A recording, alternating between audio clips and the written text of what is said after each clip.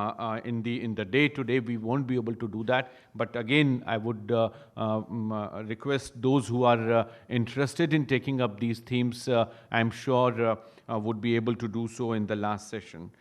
The last point that I want to mention here is in terms of endogeneity in our growth process and growth theories that are important. India in last couple of years has experimented with many new initiatives, particularly the idea of financial inclusion and bringing in Jan Dhan and many other schemes. The recently released data is very clear that 54% of the Mudra loan which have been extended to women who are first-time bank account they have opened under the Jan Dhan scheme. So this shows the financial inclusion that India is moving ahead with, and these experiments, if collated together, would provide the necessary frameworks that we need. And yesterday, in two different sessions, in two different contexts, the idea of norm setting and our approach to justice came up. So if we are working on the issues related to global justice, if we are focusing on issues related to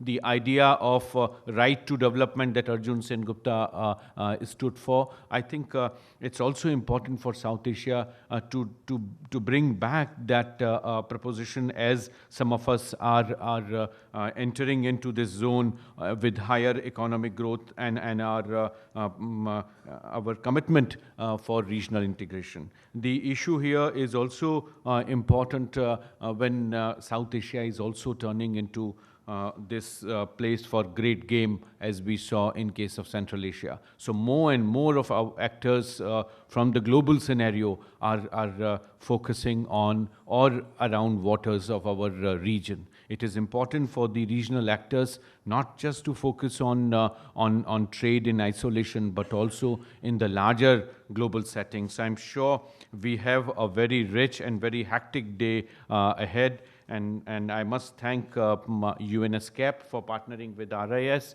and for SESEPS for their regional leadership, and for all those who stayed back on the third day after extremely hectic 2 days. So I wish we would have a very enriched agenda when we would close today evening. Thanks once again. Thank you.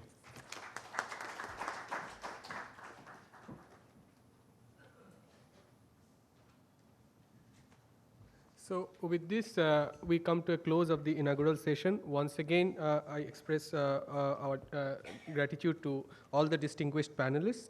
And we would now have a group photo and then break for coffee. And we would come back in another 15 minutes or so.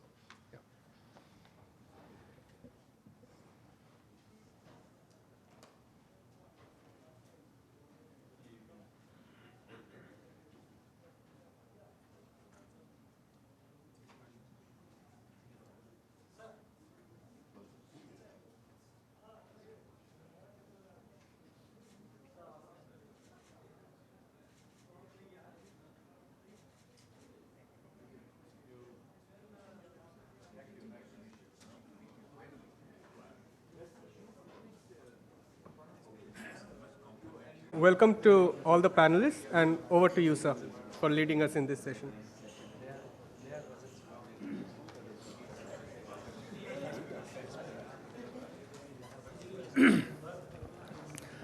Well, good morning, ladies and gentlemen. First of all, as I heard Sachin saying that most of you have been engaged in 2 days of strenuous brainstorming on South Asian issues.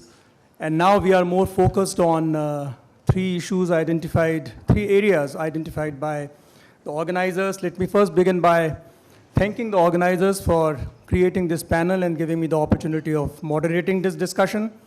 We do not have a lot of time with us, and we have 8 panelists here.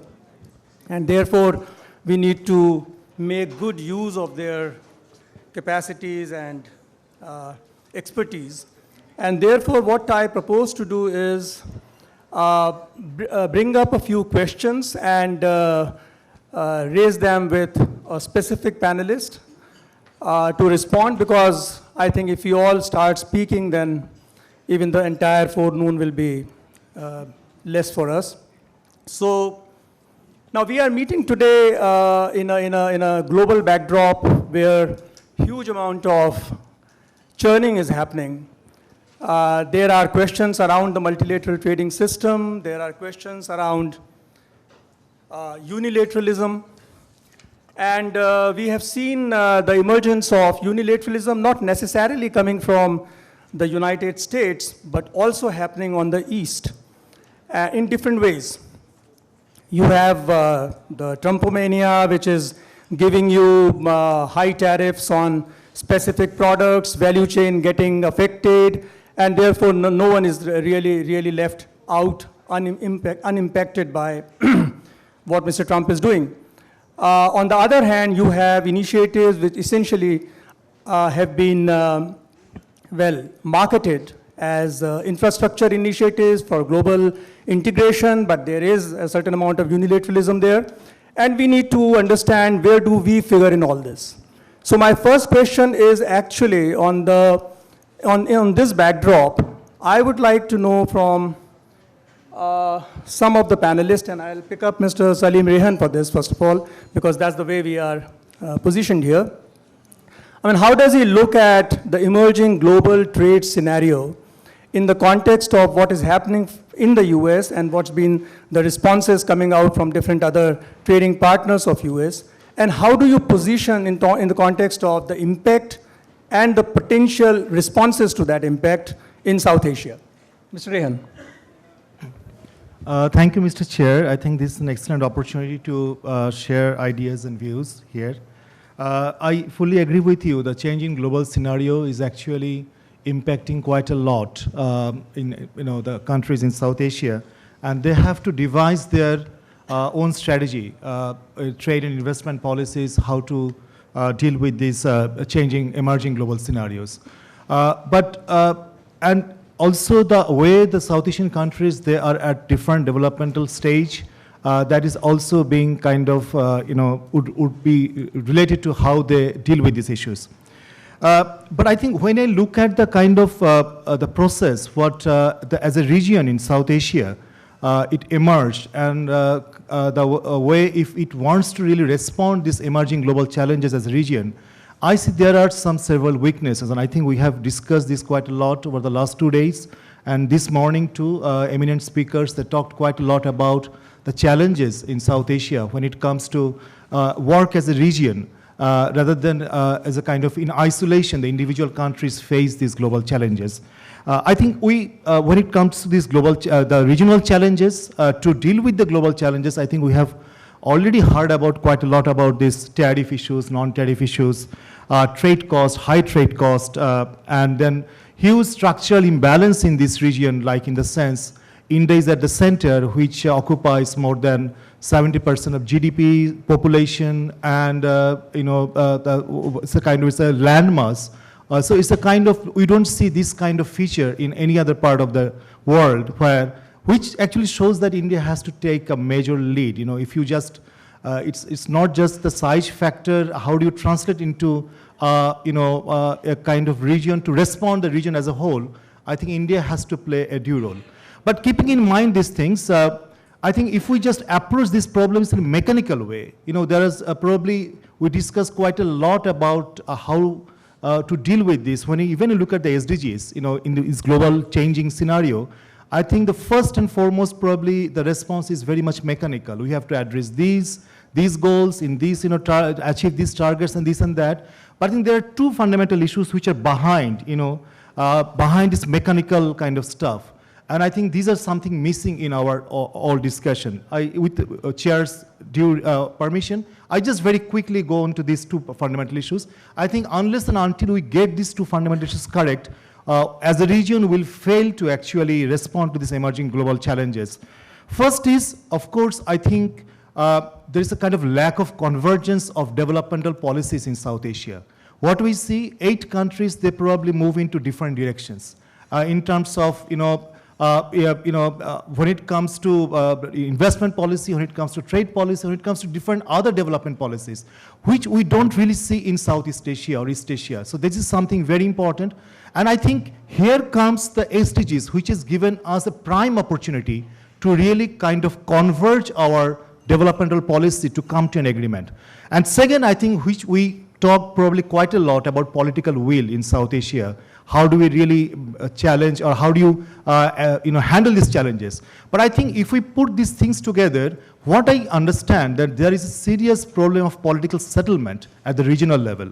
We actually had a political settlement that really led to emergence of SARC, that really led to signing of SAFTA, and starting from 1985 until 2006, I think that political settlement helped us to reach up to a certain point, but that political settlement is broken. Now we need to really get into that political settlement, new political settlement, and I can see that SDG is the prime opportunity to, as I say, two challenges what you can meet. First, convergence of development policy, and second, to reach a new political settlement where we can actually, as a region, we can work together and face these global challenges. Thank you, Mr. Chair. Thank you, Mr. Rehan. That's you summarized the essence of the approach that we need to take. Let me move to Dr. Pandey, and he has been, I am essentially drawing from what Dr. Rehan said. This has been a usual take from the South Asian trade particularly, that we have been talking about integration, and unfortunately the intra-regional trade in terms of its percentage remains more or less static. On the contrary, in the global headwinds, we also see that some of the countries have been actually, if not going down, they remain more or less where they were. In terms of bilateral trade, India, Bangladesh seems to be the only rising star, but elsewhere we have been more or less, stagnating or growing at not a very encouraging speed. So what do you see as a potential possibility for the South Asian countries in terms of institutional dimension of this relationship? See, we are, and this is my perspective, that we have too many institutional formats in the region, and obviously they have been necessitated because of the way the political evolution has taken place. But how do you look at, you have BIMSTEC, you have SARC, you have BBIN formation, you have bilateral agreements that India has with many countries, and you also have regional, and so on and so forth. And then you have some other regional agreements where some of the South Asian countries are members. Do you think this multiplicity of institutional engagements is holding us back in a sense that we are not able to put all our might behind a single institutional mechanism and then really working it up for the benefit of the region? Or do you think that there is some other institutional possibilities are afloat and we need to subscribe to them? Okay, thank you, Chair. Well, we are, members of various bilateral, mechanism, regional institutions, and others. We have developed other mechanism as well. But here the fundamental, the fundamental problem is the same.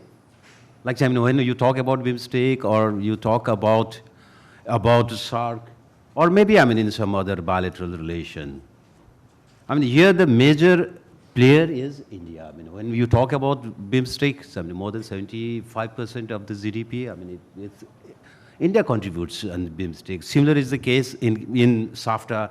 So, we should not take, all these institutions as alternative. But, one institutions can complement the activities of other. And so let's look at, what is the fundamental, issues. Here the problem is we have some sort of, trust deficit.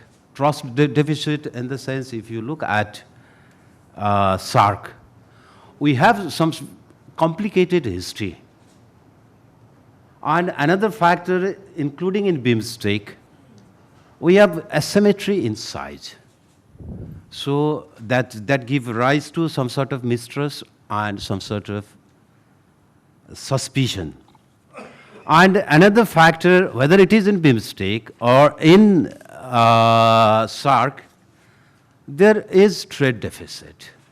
I mean, all the member countries in SARC, they have trade deficit with India.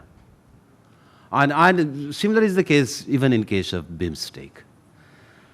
So the problem, I mean, is it possible, I mean, to correct, I mean, that scenario of trade deficit? There are less developed countries compared to India, and they don't have any productive capacity. Their economy is not diversified, so they won't be able to increase their exports. So I see, I mean, the minimum prospects, I mean, given under this existing scenario, minimum prospects for reducing, I mean, trade deficit. So that is another, I mean, issue, fundamental issue in all institutions. And the third one is